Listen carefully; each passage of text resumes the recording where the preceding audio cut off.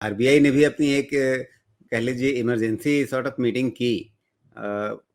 Meeting की तो सुनने को मिला, ये तो देखने को मिला, लेकिन उस मीटिंग से निकला क्या? ऐसा लग रहा था जिस तरह से जो इमरजेंसी मीटिंग बुलाई है तो कुछ बोल देंगे, कुछ कर देंगे, तो वैसा तो कुछ किया नहीं। तो क्या इसको एक रिलीफ के रूप में देखेंगे?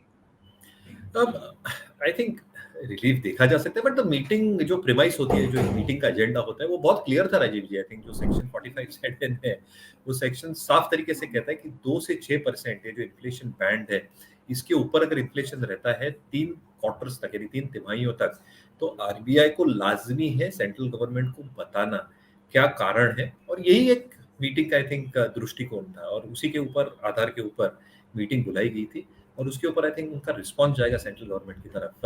बट कहीं ना कहीं मैं 2 आर्टिकल्स भी पढ़ रहा था जहां पे गवर्नर साहब ने बहुत स्पष्ट तरीके से कहा है कि I think we can not ignore growth. तो आई थिंक ग्रोथ को हैम्पर करने के लिए हम शायद रेट्स को इतने ज्यादा नहीं बढ़ाएंगे कि we will probably trample on our own growth. तो कहीं ना कहीं आई थिंक गवर्नर साहब एक बहुत बढ़िया बैलेंस कर रहे हैं in terms of inflation targeting and growth, और अनुमान उनका बहुत सटीक है। वो कह रहे हैं कि आई थिंक अगले 2 से 3 तिमाहियों में inflation trajectory and inflation parameter, जो कोर इन्फ्लेशन हम बोलते हैं, वो अच्छा खासा कम हो सकता है। Food production is very good, rabi production start हो जाएगा, यानी ऑलरेडी स्टार्ट हो गया है सावी।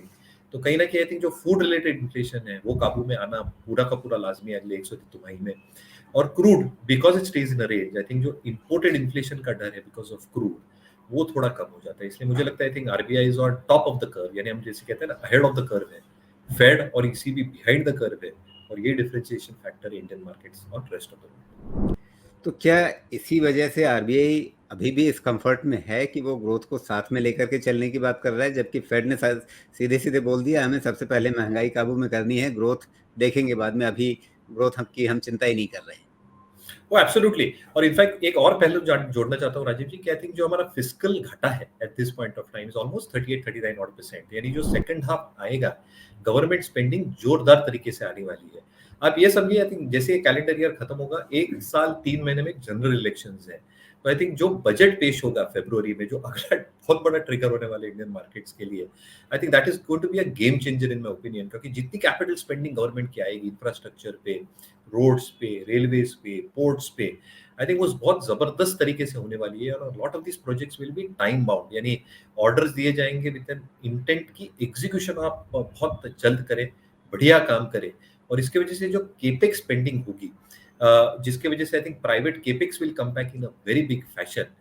मुझे लगता है आई थिंक ये बहुत बड़ा योगदान करेगा इंडियन इकोनॉमी को। और इसलिए जो आई थिंक ये जीडीपी के आंकड़े, even if they have got pull down imported macros के वजह से, अगर करंट अकाउंट डेफिसिट यानी करंट अकाउंट घाटे में थोड़ी वृद्धि होती है ये वर्ष में, आई थिंक वो रिकवर होना बहुत इजी हो जाएगा इंडिया के लिए।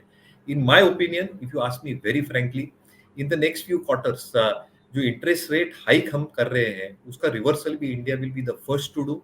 जो केपेक्स साइकिल है उसके लिए जो क्रेडिट ग्रोथ लगेगी, RBI is probably on top of things related to that. और इसलिए मुझे लगता है आई थिंक जो डोमेस्टिक ग्रोथ है और जो डोमेस्टिक जीडीपी है हमारी, I think will be far far better, ना सिर्फ ये वित्त वर्ष के लिए, अगले वित्त वर्ष के लिए भी। अगर आप फोरकास्ट का माने तो मुझे लगता है I think India should still post better numbers on all these counts compare to the rest of the world, ना सिर्फ ये वर्ष के लिए बट अगले वर्ष के लिए।